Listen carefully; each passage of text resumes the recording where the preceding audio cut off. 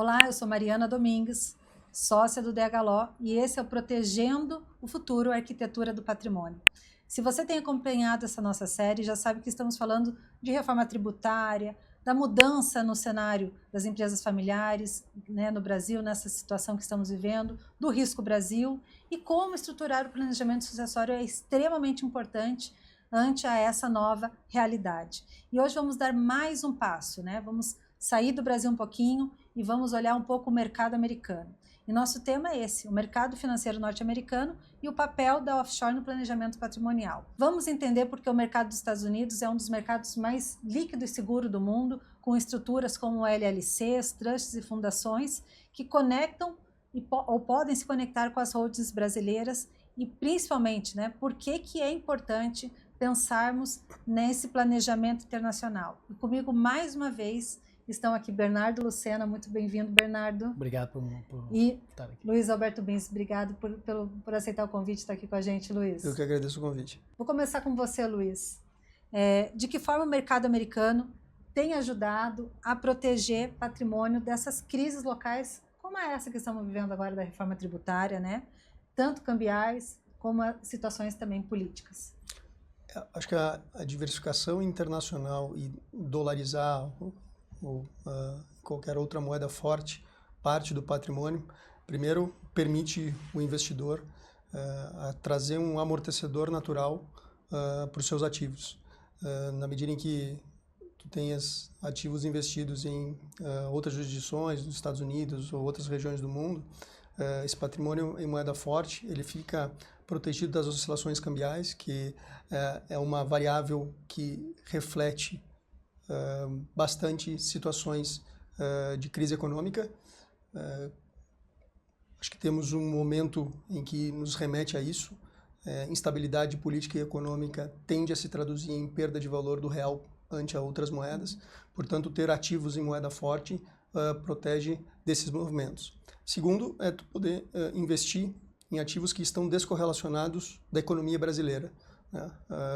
O grande objetivo de uma estratégia de investimento e de alocação patrimonial é tu chegar em determinados objetivos de retorno com menor risco associado, né? E descorrelação de ativos é uma excelente forma de tu minimizar o risco combinado dos teus investimentos. Então, quando tu tens ativos em outras jurisdições que dependem de outros mercados, de outras economias e ficam dissociados das instabilidades locais, tu ganha mais alternativas, muitas vezes com um potencial de retorno e sofisticação muito maior e um risco intrínseco e sistêmico muito menor. Perfeito. Acho que é importante a gente entender quando você fala que é importante termos uma moeda forte, que a gente vê alguns clientes que não pensam nessa diversificação por conta dos juros altos que o Brasil vem vivendo, né? Hoje temos aí Selic a 15%, parece que se você tem dinheiro investido é um retorno muito interessante. Para que eu vou tirar daqui, né? Para que eu vou fazer um movimento para ir para um país que eu não conheço as regras, que eu não tenho familiaridade, que será que eu vou ter esse acesso facilitado?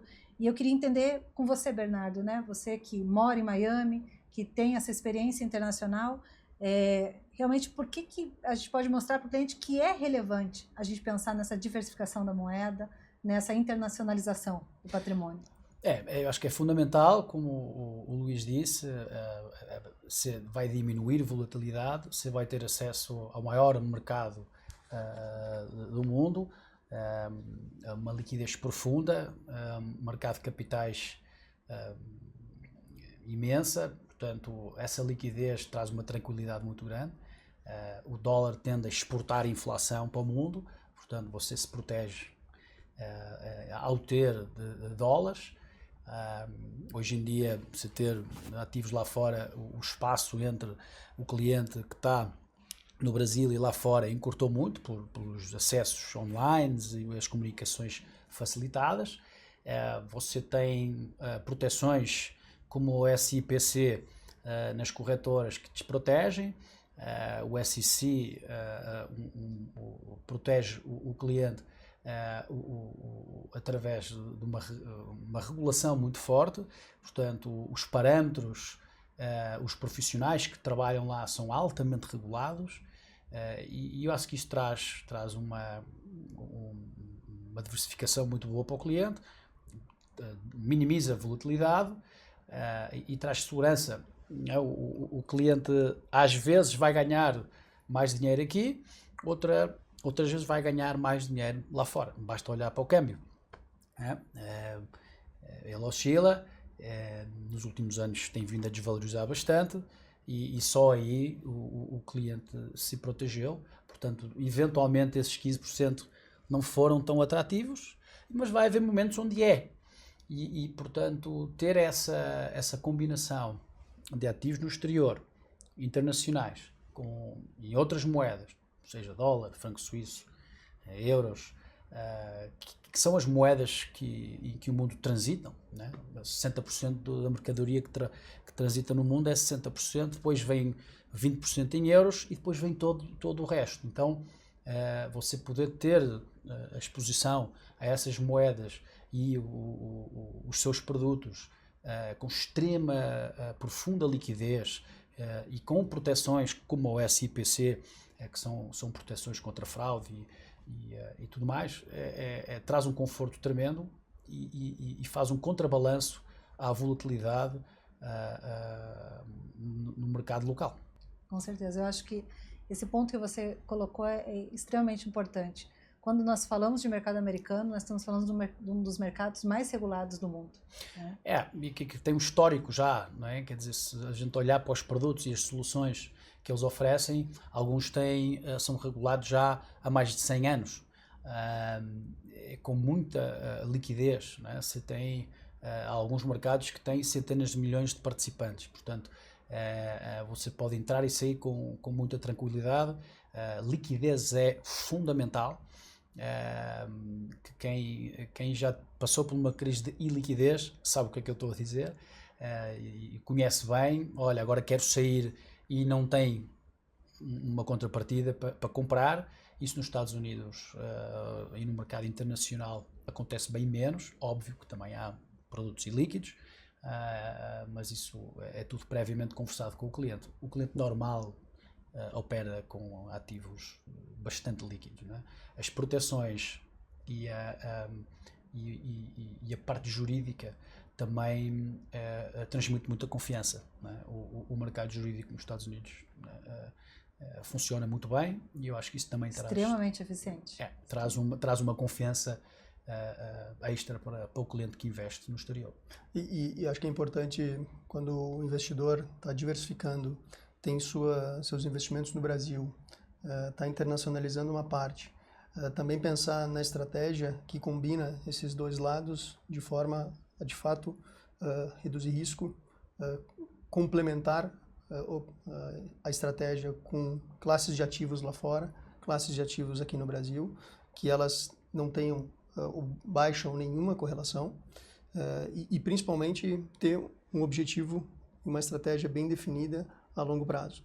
O investidor ele tende a ter o emocional muito afetado por oscilações, e o papel do advisor, do consultor, de quem assessora ele para mostrar as condições, as circunstâncias de mercado, macro, locais, e também como é que a economia internacional está se comportando e os mercados lá fora estão evoluindo, traz uma tranquilidade para se entender que essa estratégia está sendo executada.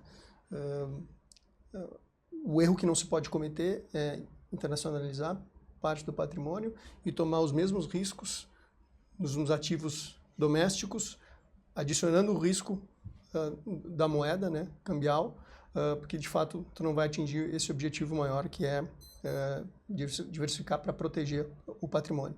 Então, uma estratégia que seja integrada faz muito sentido, e à medida que as pessoas se familiarizam mais com o investimento internacional e vejam os benefícios e a contribuição que ele dá para o retorno que já é obtido aqui no Brasil, ele percebe que essa estratégia integrada ganha valor ao longo do tempo.